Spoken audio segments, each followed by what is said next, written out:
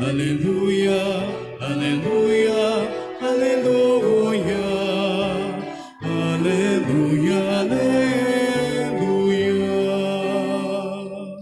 Hanapin ang poong mahal, siya ay ating matatagpuan. Sa kanya tayo magdasal.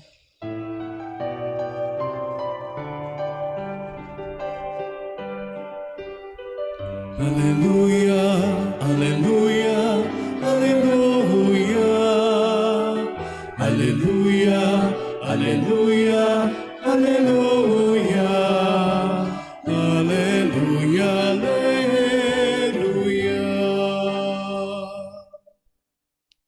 Sumainyo ang Panginoon. At sumaiyo rin. Ang mabuting balita ng Panginoon ayon kay San Mateo. Papuri sa iyo, Panginoon.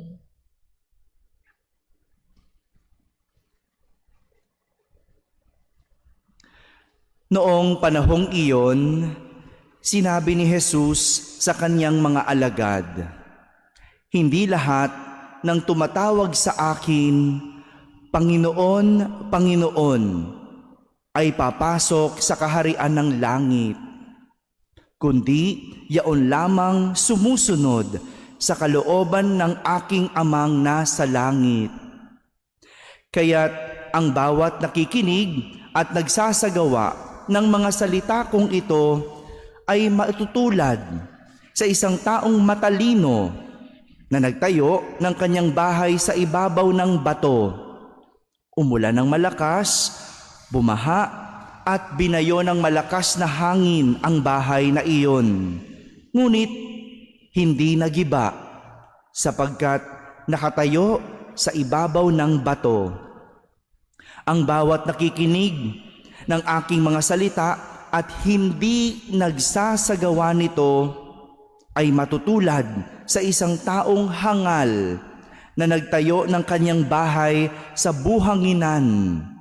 Umulan ng malakas, bumaha, binayo ng malakas na hangin ang bahay. Bumagsak ang bahay na iyon at lubusang nawasak."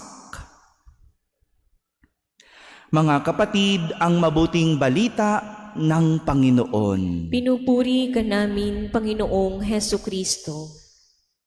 Isang magandang umaga po sa inyong lahat. Isang patunay na hindi lahat ng nagdadasal, nagsisimba, at naniniwala sa Diyos ay maliligtas. Ito po ang pinupunto ni Jesus sa ating ebanghelyo nang sabihin niyang hindi lahat ng tumatawag sa akin ng Panginoon, Panginoon ay papasok sa kaharian ng langit. Malinaw po. Malinaw na hindi nadadaan sa pananalangin ang kaligtasan. I'm sorry to say. So anong ginagawa natin lahat ngayon? Kung itong ating pagsisimba, itong ating araw-araw na pagdarasal ay hindi naman pala magdadala sa atin sa kalangitan. Hindi pa po tapos. Sapagkat ang sabi ni Jesus, kundi yaon lamang sumusunod sa kalooban ng aking Amang nasa langit. Sa makatuwid, ang kaligtasan ay kinakailangang may pagsunod sa Diyos. Ang kaligtasan, kinakailangan may pagsunod sa Diyos. Hindi lang puro dasal, hindi lang puro pananalangin. Mabuti nga kung Panginoon, Panginoon ang tawag natin sa Diyos kapag tayo nagdadasal. Mabuti kung ganon. Ang biro ko nga, karamihan sa atin, hindi naman Panginoon ang tawag sa Diyos kapag nagdadasal. Anong tawag natin? Panginoon. Diba? Kasi puro tayo hingi. No? Panginoon. Panginoon. Ilan sa atin ngayon ang nagdadasal na 90% ng prayer ay puro hingi. Ilan na nagdasal na sana magbago ako. Sana masunod ko ang kalooban mo. Lord, tulungan mo akong magpatawad. Ilan? 'Di ba? 90% ng dasal natin puro hingi. Kaya nga, walang iniwan ang sinasabi ni Jesus sa isang taong nagsisimba araw-araw pero hindi makapagpatawad. Walang iniwan ito sa naglilingkod sa misa pero paglabas, chismosa. Wala ring iniwan sa nagro-rosaryo pero palamura.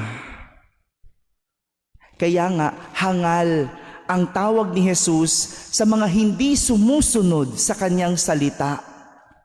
Ikinumpara niya ito sa isang taong nagtayo ng bahay sa isang buhanginan. Umulan na malakas, bumaha, binayo ng malakas na hangin ang bahay, at gumuho. Hindi ba kahangalan ang manampalataya pero hindi nakikita ito sa kanilang gawa? Para sa ng pagsisimba kung walang nakikitang pagbabago sa isang tao? Anong silbi ng pagro-rosaryo kung ikaw ay masama pa ring tao?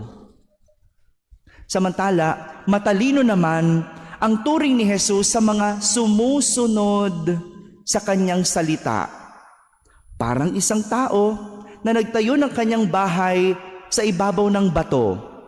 Umulan na malakas, binayo ng malakas na hangin, bumaha, ngunit hindi nagiba sapagkat nakatayo sa ibabaw ng bato. Hindi po ba? Mas tumitibay ang pananampalataya kung naipapakita ito sa gawa. Mas nagiging totoo ang pagsisimba kung nakikita na may pagbabago.